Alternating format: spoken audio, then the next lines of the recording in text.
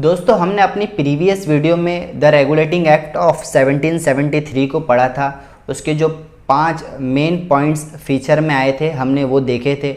इस पर मैंने ये भी कहा था कि अब इस 5 पॉइंट्स को जो हमने एक्सप्लेन किया है तो ये आपकी क्षमता, आपकी स्किल के ऊपर है कि विथ हिस्ट्री बैकग्राउंड आप इस 5 पॉइंट्स को अपने माइंड से कैसे एक्सप्लेन कर सकते हो।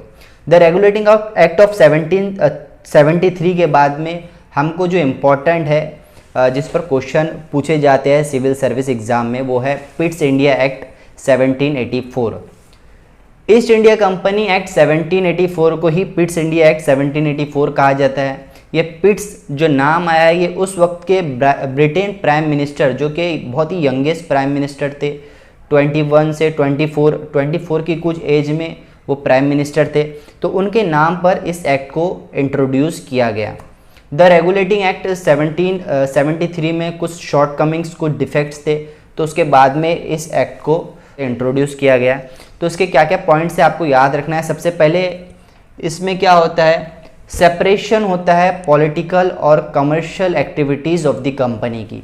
कंपनी की जो पॉलिटिकल और कमर्शियल एक्टिविटीज़ होती थी कंपनी में, उसको 2 भागों में बांटा जाता है। कमर्शियल काम जो है वो सी से आपको याद रखना है, सी से कोर्ट ऑफ डायरेक्टर्स जो है वो कंपनी के कमर्शियल यानी हम कह सकते हैं फाइनेंशियल एक्टिविटीज़ को देखा करता था, और बोर्ड ऑफ कंट्रोल पॉलिटिकल कामों को देखता था। हम देख सकते हैं कि for the very first time there is a dual government, double government सबसे पहले इंट्रोड्यूस हुई पिट्स इंडिया एक्ट 1784 में। अगर आपसे क्वेश्चन फ्रेम करके पूछ ले कि किस एक्ट में ड्यूअल गवर्नमेंट को इंट्रोड्यूस किया गया, तो आपको जवाब देना है पिट्स इंडिया एक्ट 1784 में या ईस्ट इंडिया कंपनी एक्ट 1784 में। इसके बाद में बोर्ड ऑफ कंट्रोल एक काम और करता था, थर्ड पॉइंट में उसको एक्सप्लेन किया गया था कि इट एम्पावर्ड, उसको पावर दी गई थी सुपरवाइज करने के लिए सिविल और मिलिट्री के जो काम हैं उसमें, और रेवेन्यूज़ ऑफ ब्रिटिश पोजेशन का भी काम दिया गया था, पावर दी गई थी। तो दोस्तों हम देख सकते हैं कि for the very first time India को जो है वो ब्रिटिश पोजेशन कहा जाने लगा। 2-3 पॉइंट बहुत ज़्यादा इंपॉर्टेंट है। अगर क्वेश्चन पूछ ले कि कब ब्रिटिश पोजेशन इंडिया को कहा जाने लगा, तो पिट्स इंडिया एक्ट 1784 में भारत को ब्रिटिश पोजेशन कहा जाने लगा। तो 2-3 पॉइंट आपने क्या याद रखने हैं कि सबसे पहले डबल गवर्नमेंट हुई, ड्यूअल गवर्नमेंट को इंट्रोड्यूस किया गया। कहाँ पर?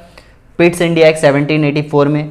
बोर्ड ऑफ कंट्रोल ने काम क्या करना था, सिविल और मिलिट्री के कामों को देखना था, सुपरवाइज करना था। और रेवेन्यूज़ ऑफ ब्रिटिश पोजेशन, देखो यहाँ पे revenues of British possession for the very first time Bharat को जो है ब्रिटिश पोजेशन कहा जाने लगा पिट्स इंडिया एक्ट 1784 में।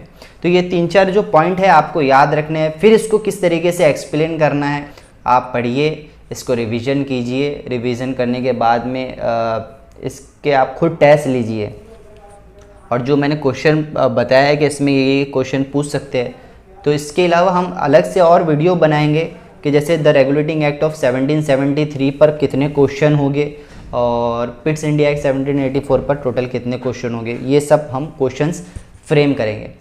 वीडियो अच्छी लगी लाइक करें, शेयर करें और सब्सक्राइब ज़रूर करें। इसके अलावा दोस्तों हम पढ़ेंगे द चार्टर एक्ट ऑफ 1793, 1813, 1833 और 1853, हम इसको पढ़ेंगे द चार्टर एक्ट।